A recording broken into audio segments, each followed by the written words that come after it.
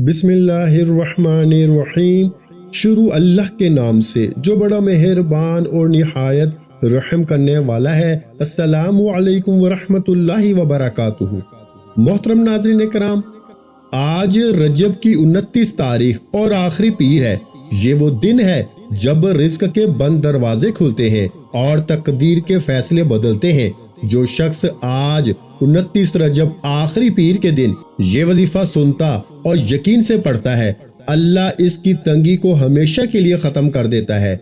ये वजीफा आज के दिन सुन लेना भी महरूमी नहीं रहने देता। रिस्क, दौलत, बरकत और सुकून सब साथ मिलते हैं। 29 रजब पीर का दिन वो खास घड़ी है जब अल्लाह के हुजूर अमाल पेश होते हैं और दुआएं खाली वापस नहीं जाती। जो आज इस वजीफे को देकर अपनाता है ना, इसके लिए गैब से ऐसे रास्ते खुलते हैं जिनका इससे वहम भी नहीं होता। ये वजीफा आज के दिन सुनने वाला शख्स रिज़्क की बंदिश, कर्ज की तंगी और मुआशी परेशानियों से निजात पा लेता है। प्यारे भाइयों, आज 29 रजब पीर को ये अमल इख्तियार करने वाला बंदा अल्लाह की रहमत, रिज़्क की वुसअत और दिल के सुकून से माला माल हो जाता है। तो प्यारे भाइयों, मेरी माओ और मेरी प्यारी बहनों, आज मैं जिस मौजू पे बात करने जा रहा हूँ ना, वो महज एक वजीफा नहीं बल्कि जिंदगी गुजारने का एक नया ढंग और कामयाबी का एक ऐसा शॉर्टकट है कि जो अल्लाह ने अपने कलाम में छुपा रखा है। क्या आपने कभी इस बात पे गौर किया कि कायनात का जर्रा जर्रा एक तरतीब से चल रहा है? सूरज अपने वक्त पे निकलता है, चांद अपनी मंजिलें तय करता है और समंदर की लहरें एक खास हद तक आकर रुक जाती हैं। इसी तरह अल्लाह ने इंसानी रिस्क और इसकी तकदीर के लिए भी ना कुछ खास औकात और कुछ खास दिन मुकर्रर कर रखे हैं। आज 29 रजब है, पीर का मुबारक दिन है। ये वो मुबारक महीना है जिसे शहर अल्लाह यानी अल्लाह का महीना कहा जाता है। रजब का महीना बीज बोने का महीना है, शबान का महीना इस बीज को पानी देने का महीना है और रमजान का महीना फसल काटने का महीना है। अगर आज 29 रजब को, जो कि इस महीने की आखिरी मुबारक घड़ियां हैं, आपने अपने यकीन का बीज बो दिया ना, तो मैं अल्लाह की रहमत से ये दावा करता हूँ कि रमजान आने से पहले आपकी झोली खुशियों और दौलत से भरी होगी। हम में से हर शख्स परेशान है। कोई कहता है कि मेहनत बहुत है लेकिन बरकत नहीं। कोई कहता है कि कमा के घर लाता हूँ लेकिन पैसा कहाँ जाता है पता ही नहीं चलता। किसी के घर में जवान बेटियां बैठी हैं लेकिन रिश्तों पे बंदिश है। किसी का कारोबार हंसता खेलता अचानक उजड़ गया है। मेरे अजीजों, ये सब महज इत्तेफाक नहीं होता। रूहानी दुनिया में हर अमल का एक रद्द अमल होता है। जब हम अल्लाह के नामों की तस्बीह छोड़ देते हैं ना, तो हमारी रूहानी हिफाजत की ढाल कमजोर पड़ जाती है और हासदीन के वार, जादू के असरात और नहूसते हमारे घरों में जगह बना लेती हैं। आज की इस वीडियो में मैं आपको वो 4 कलमात देने जा रहा हूँ जिन्हें अगर आपने आज की रात तरतीब के साथ पढ़ लिया तो अर्शे लाई से आपके लिए रिस्क के फरिश्ते रवाना कर दिए जाएंगे। हम बात करेंगे सूरह कौसर की, जो दुश्मनों की जुबानों को ताला लगाती है। हम बात करेंगे या रहमानु या रहीमु की, जो अल्लाह की रहमत का समंदर है। हम बात करेंगे या हय्यु या कय्यूम की, जो इसमें आजम की ताकत रखता है। और हम इस आयत करीमा की गहराई में जाएंगे जिसने हजरत यूनुस अलैहिस्सलाम को मौत के मुंह से निकाला था। ये वीडियो तवील जरूर है थोड़ी सी, लेकिन इसका एक एक जुमला आपकी जिंदगी की तकदीर बदलने की ताकत रखता है। इसलिए कहीं मत जाइएगा, क्योंकि वजीफा और इसकी खास तादाद मैंने वीडियो के आखिरी हिस्से में रखी है ताकि सिर्फ वही लोग इससे फैज याब हों जो वाकई सब्र और यकीन के साथ अल्लाह को पुकारना चाहते हैं। आइए अब एक बहुत अहम सवाल पे बात करते हैं कि बंदिश क्या है। अक्सर लोग समझते हैं कि बंदिश सिर्फ वो है कि जो किसी जादूगर ने की हो। नहीं, सबसे बड़ी बंदिश वो है जो हमारी अपनी जबान और हमारे अपने अमाल से लगती है। जब हम अल्लाह की नेमतों का शुक्र अदा नहीं करते ना, तो अल्लाह वो नेमतें छीन लेता है। जब हम सदका और खैरात से हाथ रोक लेते हैं ना, तो रिज़्क के दरवाजे तंग कर दिए जाते हैं। लेकिन एक दूसरी किस्म की बंदिश वो है जो बाहर से आती है। हसद करने वाले, जलने वाले और वो लोग जो आपको खुश नहीं देख सकते, वो अपनी काली नजरों और शैतानी अमल से آپ کے کاروبار اور رزق کو باندھ دیتے ہیں۔ کیا آپ کو محسوس ہوتا ہے کہ گاہک دکان پہ آتا ہے لیکن سودا نہیں کرتا؟ کیا آپ کو ایسا لگتا ہے کہ ترقی کا موقع بالکل قریب تھا لیکن آخری لمحے میں سب کچھ ختم ہو گیا؟ یہ وہ علامات ہیں جو بتاتی ہیں کہ آپ کے رزق کے راستے میں رکاوٹیں کھڑی کی گئی ہیں۔ 29 رجب یہ پیر کا دن ان تمام رکاوٹوں کو پاش کرنے کا دن ہے۔ پیر کا دن خود حضور صلی اللہ علیہ وآلہ وسلم کا دن ہے۔ آپ صلی اللہ علیہ وآلہ وسلم اسی دن روزہ رکھتے تھے اور فرماتے تھے کہ اس دن اعمال اللہ کے حضور پیش کیے جاتے ہیں۔ سوچئے اگر آج پیر کے دن آپ کا عمل اللہ کے حضور پیش ہو اور اس میں ان 4 عظیم کلمات کا نور شامل ہو تو اللہ آپ کو کیسے خالی لٹائے گا۔ یہ یاد رکھیں کہ وظیفہ صرف الفاظ کا مجموعہ نہیں بلکہ دل کی توجہ اور نیت کی سچائی کا عملی اظہار ہوتا ہے۔ جب زبان ذکر میں مصروف ہو اور دل دنیا کے خیالوں میں الجھا ہونا تو الفاظ اثر کھو دیتے ہیں۔ اس عمل سے پہلے دل کو شکوے، گلے اور بدگمانی سے پاک کریں تاکہ دعا میں جان پیدا ہو۔ اللہ اس دل میں سکون اتارتا ہے جو جھکا ہوا ہو، نہ کہ اس دل میں جو شکایتوں سے بھرا ہوا ہو۔ بہت سے لوگ پڑھتے ہیں مگر یقین نہیں رکھتے، اور یقین کے بغیر عمل صرف آواز بن کے رہ جاتا ہے۔ یقین میرے بھائیوں وہ طاقت ہے جو لفظوں کو پڑھ دیتی ہے اور دعا کو عرش تک پہنچا دیتی ہے۔ قرآن کریم بار بار یقین والوں کا ذکر کرتا ہے کیونکہ یقینی بندے کو اللہ سے جوڑتا ہے۔ یہ وظیفہ دراصل آپ کے ٹوٹے ہوئے یقین کو جوڑنے اور رب سے تعلق مضبوط کرنے کا ذریعہ ہے۔ سورہ کوثر پڑھتے وقت یہ سوچیں کہ آپ خیر کثیر کو اپنے گھر میں داخل ہونے کی اجازت دے رہے ہیں۔ یہ خیر صرف دولت نہیں بلکہ سکون، عزت، برکت اور اطمینان کی صورت میں بھی نازل ہوتی ہے۔ کبھی رزق آتا ہے مگر دل خوش نہیں ہوتا، یہ برکت کے کمزور ہونے کی واضح علامت ہے۔ یہ عمل رزق بڑھانے کے ساتھ ساتھ رزق میں برکت واپس لانے کا بھی ذریعہ ہے۔ یا رحمان یا رحیم پڑھتے وقت یہ یقین رکھیں کہ اللہ ناراض نہیں بلکہ قریب بلا رہا ہے۔ اللہ کی رحمت ہر ناراضگی پہ غالب ہے، بس بندے کو سچے دل سے رجوع کرنا ہوتا ہے۔ یا حی یا قیوم پڑھنا اپنے بکھرے معاملات اللہ کے سپرد کرنے کا اعلان ہے۔ یہ کہنا کہ یا اللہ اب میں نہیں، اب تو خود سنبھال، سب سے بڑی توکل ہے۔ جب بندہ خود کو ہٹا لیتا ہے تو اللہ کا نظام حرکت میں آ جاتا ہے۔ آیت کریمہ کا راز یہ ہے کہ بندہ اپنی غلطی مان لیتا ہے جو اپنی کوتاہی تسلیم کر لے، اللہ اس کے لیے بند راستے کھول دیتا ہے۔ تکبر رزق کو روکتا ہے اور عاجزی رزق کے دروازے کھول دیتی ہے۔ اس وظیفے کے بعد حلال و حرام کا خاص خیال رکھنا اس عمل کی حفاظت ہے۔ حرام کا ایک لقمہ جو ہے کئی دنوں کی عبادت کے اثر کو کمزور کر دیتا ہے۔ اگر آپ چاہتے ہیں کہ اس عمل کا نور باقی رہے تو جھوٹ اور نا انصافی چھوڑ دیں۔ والدین کی نافرمانی رزق کی جڑ کاٹ دیتی ہے، اس سے ہر حال میں بچیں۔ اس عمل کے بعد خاموشی سے صدقہ دینا دعا کو پر لگا دیتا ہے۔ پیارے بھائیوں، صدقہ چھوٹا ہو یا بڑا، اصل وزن نیت کی سچائی کا ہوتا ہے۔ کبھی اللہ فوراً رزق نہیں دیتا بلکہ پہلے دل کا بوجھ اتارتا ہے۔ دل ہلکا ہو جائے تو سمجھ لیں کہ راستے صاف ہونا شروع ہو گئے ہیں۔ اس وظیفے کے بعد چھوٹی آسانیوں پر بھی شکر ادا کرنا سیکھیں۔ شکر نعمت کو بڑھاتا ہے اور ناشکری نعمت کو روک دیتی ہے۔ اگر رزق میں تاخیر ہو تو بدگمان نہ ہو، اللہ کی تاخیر میں بھی حکمت ہوتی ہے۔ کبھی اللہ روک کے ہمیں بچا رہا ہوتا ہے اور ہمیں محرومی لگتی ہے۔ یہ عمل ایک دن کا جادو نہیں بلکہ زندگی کی سمت بدلنے کا ذریعہ ہے۔ جو شخص صبر اور یقین سے اس عمل کو اپناتا ہے وہ تنہا نہیں رہتا۔ رزق صرف پیسہ نہیں میرے بھائیوں، نیک اولاد اور عزت بھی اللہ کا بڑا رزق ہے۔ اگر دل کو سکون مل جائے تو سمجھیں سب سے بڑی دولت مل گئی۔ اس عمل کو حسد اور دکھاوے سے بچائیں کیونکہ نظر بد اثر کو کم کر دیتی ہے۔ کوشش کریں اس وظیفے کو راز میں رکھیں کیونکہ راز میں برکت ہوتی ہے۔ اللہ ان بندوں کو پسند کرتا ہے جو تنہائی میں اس سے مانگتے ہیں۔ درود شریف دل کی گریں کھولتا ہے اور دعا کو قبولیت کے قریب لے جاتا ہے۔ یہ عمل آپ کو اللہ کے قریب کرتا ہے، مقصد نہیں بلکہ ذریعہ بناتا ہے۔ اصل مقصد اللہ کی رضا ہے رزق اس رضا کا انعام ہوتا ہے۔ پیارے بھائیوں، جو اللہ کو پا لیتا ہے وہ کسی اور چیز کا محتاج نہیں رہتا۔ اس وظیفے کے بعد نماز کی پابندی کو مزید مضبوط کر لیں۔ فجر کی نماز رزق کے فیصلوں کی سب سے بڑی کنجی ہے۔ آنکھ کھل جائے نا تو 2 رکعت نفل شکرانے کی بھی ادا کریں۔ اللہ کے فیصلے ہمیشہ بندے کے حق میں ہوتے ہیں۔ لیکن پیارے بھائیوں، ہمیں جو ہے نا وہ سمجھ اکثر دیر سے آتی ہے، مگر اللہ پہلے ہی کرم کر دیتا ہے۔ یہ وظیفہ بند دروازوں کے ساتھ بند دلوں کو بھی کھول دیتا ہے۔ اللہ ہمیں اپنے ذکر سے جڑے رہنے والا اور اپنی رحمت کا حقدار بنا دیتا ہے۔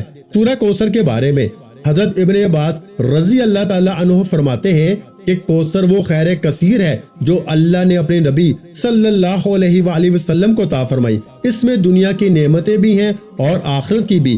جو شخص 29 رجب کو سورہ کوثر کا یہ عمل کرتا ہے نا، اللہ اس کے گھر سے فاقہ کشی اور غربت کو ایسے نکال دیتا ہے جیسے دودھ سے بال نکال دیا جاتا ہے۔ پھر اس کے ساتھ یا رحمان یا رحیم کا امتزاج ہے۔ اللہ کے یہ 2 نام رحمانیت اور رحیمیت کا مظہر ہے۔ رحمان وہ ہے جو بن مانگے دیتا ہے اور رحیم وہ ہے جو مانگنے پر بہت زیادہ دیتا ہے۔ جب آپ ان ناموں کو ملا کے پڑھتے ہیں نا تو آپ اللہ کی اس صفت کو پکار رہے ہوتے ہیں جو ماں کی ممتا سے 70 گنا زیادہ پیار کرنے والی ہے۔ تو پیارے بھائیوں، اگر آپ پہ قرضوں کا پہاڑ بھی ہے نا تو اللہ کی رحمت اسے ریت کا ذرہ بنا دے گی۔ اس لیے مایوسی کو اپنے قریب نہ آنے دے، کیونکہ آج کی رات آپ کی التجاؤں کی قبولیت کی رات ہے۔ آئیں اب ان کلمات کے سمندر میں مزید غوطہ زن ہوتے ہیں۔ تیسرا وظیفہ یا حی یا قیوم، یہ وہ کلمات ہیں جن کے بارے میں حضور صلی اللہ علیہ وآلہ وسلم نے فرمایا کہ ان میں اسم اعظم ہے۔ صحابہ کرام فرماتے ہیں کہ جب حضور صلی اللہ علیہ وآلہ وسلم پر کوئی بڑی مشکل آتی نا تو آپ صلی اللہ علیہ وآلہ وسلم کثرت سے یا حی یا قیوم برحمتی کا استغیث پڑھتے تھے۔ یا حی کا مطلب ہے وہ جو ہمیشہ سے زندہ ہے اور جس سے کبھی فنا نہیں، اور یا قیوم کا مطلب ہے وہ جو کائنات کی ہر چیز کو تھامے ہوئے ہے۔ جب آپ کہتے ہیں نا یا حی یا قیوم تو آپ دراصل یہ کہہ رہے ہوتے ہیں کہ یا اللہ، میرا کاروبار گر رہا ہے، اسے تھام لے۔ میری اولاد بگڑ رہی ہے، اسے تھام لے۔ میری زندگی بکھر رہی ہے، اسے سنبھال لے۔ یہ وہ پکار ہے جو عرش کو ہلا کے رکھ دیتی ہے۔ اور چوتھا وظیفہ یعنی لا الہ الا انت سبحانک انی کنت من الظالمین، یعنی آیت کریمہ کا یہ وہ وظیفہ ہے جو ناممکن کو ممکن بنا دیتا ہے۔ حضرت یونس علیہ السلام کے واقعے میں ہمارے لیے بہت بڑا سبق ہے۔ وہ مچھلی کے پیٹ میں تھے جہاں نہ آکسیجن تھی، نہ روشنی، نہ کوئی دوسرا انسان۔ موت سامنے کھڑی تھی، لیکن انہوں نے کیا کیا؟ انہوں نے اللہ کی توحید بیان کی، اس کی پاکی بیان کی اور اپنی غلطی کا اعتراف کیا۔ اللہ کو یہ اتنی پسند آئی نا کہ اللہ نے مچھلی کو حکم دیا کہ میرے بندے کو بحفاظت ساحل پہ چھوڑ دو۔ میرے بہن بھائیوں، اگر آپ کا رزق مچھلی کے پیٹ کی طرح کہیں پھنس گیا ہے نا، اگر آپ کے حالات سمندر کی لہروں کی طرح بے قابو ہیں، تو یہ آیت کریمہ وہ چابی ہے جو ہر قفل کو کھول دے گی۔ اس وظیفے میں ان چاروں کلمات کو ایک خاص تعداد میں یکجا کرنے کا مقصد یہ ہے کہ آپ کی دعا میں وہ طاقت پیدا ہو جائے جو تمام رکاوٹوں کو عبور کر کے نا سیدھی اللہ کے حضور پہنچے۔ اب میں آپ کو وہ تعداد اور طریقہ بتانے جا رہا ہوں، بس اپنی پوری توجہ میری باتوں پہ مرکوز کر لیں، کیونکہ اگر یہاں سے آپ نے کچھ مس کر دیا نا تو وظیفے کی تاثیر میں کمی آ سکتی ہے۔ یہ عمل آپ نے 29 رجب باروز پیر کو کرنا ہے۔ وقت کی کوئی قید نہیں۔ آپ یہ وظیفہ صبح نماز فجر کے بعد کر لیں، نماز ظہر کے بعد کر لیں، نماز عصر، مغرب یا عشاء کے بعد کر لیں۔ آپ کسی بھی نماز کے بعد یہ وظیفہ کر سکتے ہیں، لیکن بزرگان دین کہتے ہیں کہ عصر سے عشاء کا وقت سب سے زیادہ افضل ہے۔ اس سے پہلے آج کی دعا کر لیتے ہیں۔ اے اللہ، تو ہی رزق دینے والا ہے، تو ہی روکنے والا ہے اور تو ہی کشادگی عطا فرمانے والا ہے۔ اے اللہ، ہمارے وہ تمام دروازے کھول دے جن پہ مدتوں سے تالے لگے ہوئے ہیں۔ اے رب کریم، جن گھروں میں رزق کی تنگی ہے نا، تو انہیں غیب سے کشادگی عطا فرما۔ جن ہاتھوں میں محنت ہے مگر برکت نہیں، اے اللہ ان ہاتھوں میں برکت ڈال دے۔ اے اللہ، جو لوگ قرض کے بوجھ تلے دبے ہوئے ہیں نا، تو ان کے قرضے ایسے اتار دے جیسے کبھی تھے ہی نہیں۔ میرے پیارے اللہ پاک، جو لوگ کماتے ہیں مگر بچتا کچھ نہیں، اے میرے اللہ ان کے رزق میں بقا اور برکت عطا فرما۔ اے رب العالمین، جن گھروں میں بیٹیاں بیٹھی ہیں پریشان، تو ان کے نصیب روشن فرما دے۔ اے اللہ ہماری بیٹیوں کے لیے نیک صالحہ اور بااخلاق اور صاحب رزق رشتے مقدر فرما۔ اے اللہ جن رشتوں میں رکاوٹیں ہیں، بندشیں ہیں، تاخیر ہے، تو انہیں اپنی رحمت سے ختم فرما۔ جن ماؤں کی آنکھیں بیٹیوں کے لیے نم ہے نا، اے اللہ ان آنسوؤں کو خوشیوں میں بدل دے۔ اے اللہ جن گھروں میں لڑائیاں، تنگی اور بے سکونی ہے، تو وہاں محبت اور سکون نازل فرما۔ جن دلوں میں خوف، مایوسی اور بے چینی ہے نا، تو انہیں اپنے ذکر سے اطمینان عطا فرما۔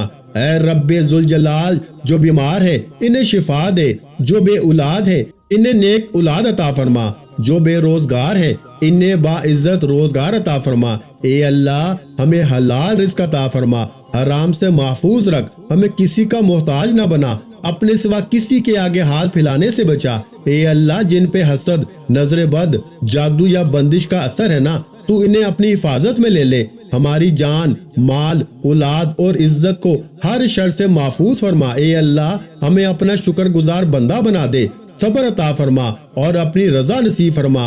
اے رب ہمیں دنیا کی نعمتیں بھی عطا فرما اور آخرت کی کامیابی بھی نصیب فرما۔ اے میرے پیارے اللہ، جو اس دعا پر آمین کہے اس کے دل کی وہ مراد بھی پوری فرما جو وہ کسی کو بتا نہیں سکتا، جو خاموشی سے مانگ رہا ہے۔ اے اللہ اس کی فریاد سن لے۔ اے رب کریم ہمیں اپنے کلام سے جڑے رہنے والا بنا دے، ہمیں کبھی اپنے در سے دور نہ کرنا۔ اے اللہ ہمارے اس چھوٹے سے عمل کو قبول فرما لے اور ہمیں اپنی رحمت کے سائے میں ہمیشہ کے لیے جگہ عطا فرما۔ اے اللہ تو قبول فرما، تو ہی سننے والا ہے، تو ہی دینے والا ہے، آمین یا رب العالمین۔